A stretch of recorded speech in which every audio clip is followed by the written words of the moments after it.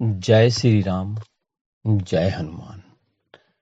श्री राम नवमी के अवसर पर विशेष भगवान श्री राम का जन्म क्यों, कहाँ, कैसे हुआ, उस समय का माहौल कैसा था।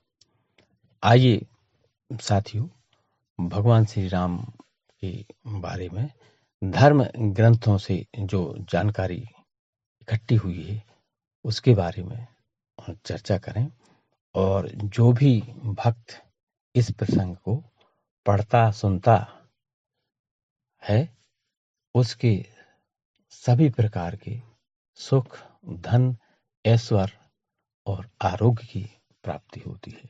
तो आइए जानते हैं।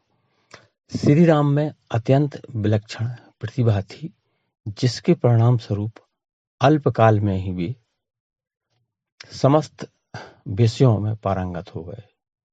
उन्हें सभी प्रकार के अस्त्र शस्त्रों को चलाने तथा हाथी, घोड़े व सभी प्रकार के वाहनों की सवारी उन्हें असाधारण निपुणता प्राप्त हो गई। वे निरंतर माता पिता और गुरुजनों की सेवा में लगे रहते थे। उनका अनुसरण शेष 3 भाई भी करते थे। गुरुजनों के प्रति जितनी श्रद्धा भक्ति इन चारों भाइयों में थी, उतना ही उनमें परस्पर प्रेम और सौहार्द था। महाराज दशरथ का हृदय अपने चारों पुत्रों को देखकर गर्व से, आनंद से भर उठता था। आइए जानते हैं कैसे हुआ श्री राम का जन्म।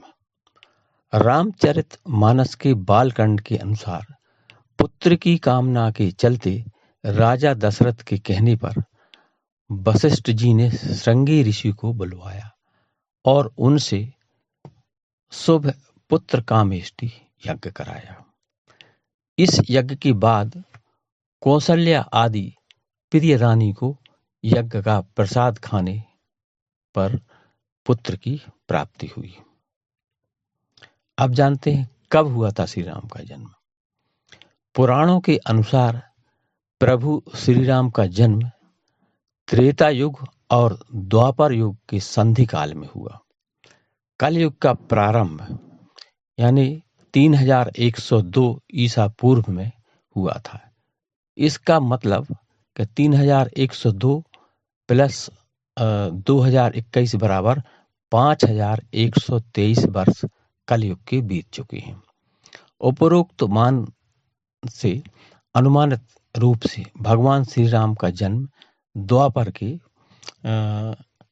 8,64,000 प्लस कलयुग की 5123 वर्ष यानी 86,09,123 वर्ष अर्थात 8,69,123 वर्ष हो चुके हैं प्रभु श्री राम को हुए। परंतु यह धारणा इतिहासकारों के अनुसार सही नहीं है। जो कि वाल्मीकि रामायण में लिखा है वही सही माना जा सकता है। वाल्मीकि के अनुसार श्री राम का जन्म चैत्र शुक्ल नवमी तिथि एवं पुनर्वसु नक्षत्र में जब 5 ग्रह अपने उच्च स्थान में थे तब हुआ। इस प्रकार सूर्य मेष में 10 डिग्री, मंगल मकर में 28 डिग्री, बृहस्पति कर्क में 5 डिग्री, शुक्र मीन में 27 डिग्री एवं शनि तुला में 20 डिग्री पर था। यानी ये जानकारी बालकांड के 18 श्लोक 8-9 में, जन्म सर्ग 18वें श्लोक 18-8-10 में महर्षि वाल्मीकि जी ने उल्लेख किया है कि श्री राम जी का जन्म चैत्र शुक्ल पक्ष की नवमी तिथि को अभिजीत मुहूर्त में हुआ था।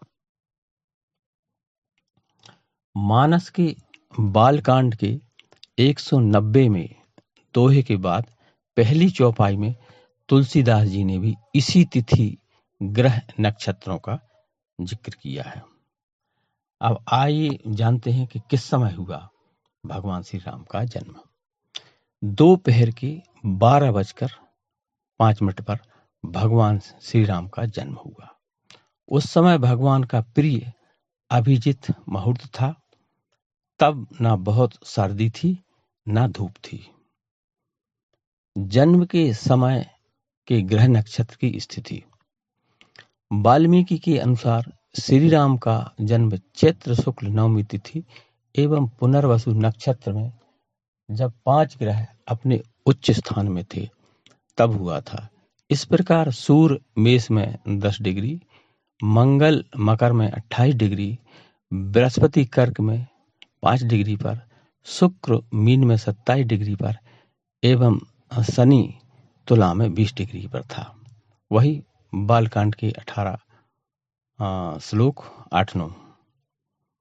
अब जानते हैं कहाँ हुआ श्री राम का जन्म। श्री राम का जन्म भारतवर्ष में सरयू नदी के पास स्थित अयोध्या नगरी में एक महल में हुआ था।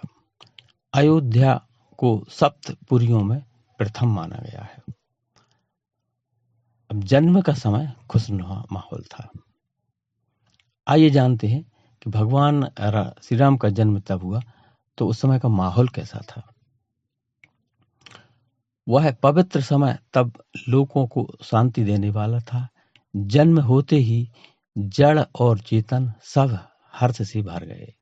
शीतल मंद और सुगंधित पवन बह रहा था। देवता हर्षित थे और संतों के मन में चाव था। वन फूले हुए थे।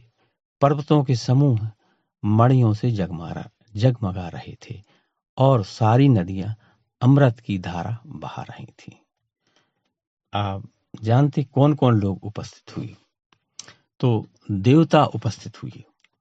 जन्म लेते ही ब्रह्मा जी समेत सारे देवता विमान सजा सजा कर पहुंचे।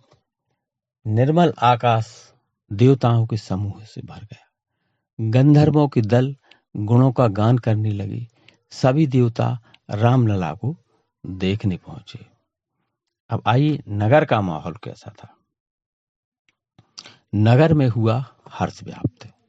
राजा दशरथ ने नांदीमुख श्राद्ध करके सब जात कर्म संस्कार आदि किए और द्विजों को सोना, गऊ, वस्त्र और मणियों का दान दिया। संपूर्ण नगर में हर्ष व्याप्त हो गया। ध्वजा पताका तोरणों से नगर छा गया। जिस प्रकार से वह सजाया गया, चारों ओर खुशियां ही खुशियां। घर घर मंगल बधावा बजने लगा।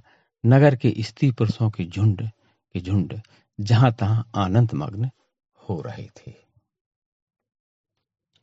अब आइए जानते हैं भगवान श्री राम के जन्म का उद्देश्य। धार्मिक ग्रंथों के अनुसार त्रेता युग में भगवान राम जी का उद्देश्य रावण जैसे राक्षसों के अत्याचारों का खात्मा तथा अधर्म का नाश करके धर्म की स्थापना करने और गौ ब्राह्मण और संतों के कल्याणार्थ और रक्षार्थ के लिए भगवान श्री राम का जन्म हुआ। तो साथियों, ये प्रसंग सुनकर पढ़कर आप अपने जीवन को धन्य बनाएं। जय श्री राम, जय हनुमान, राम लक्ष्मण जानकी। तो जय बोलो हनुमान की। जय सिया राम, जय सिया राम, जय सिया राम।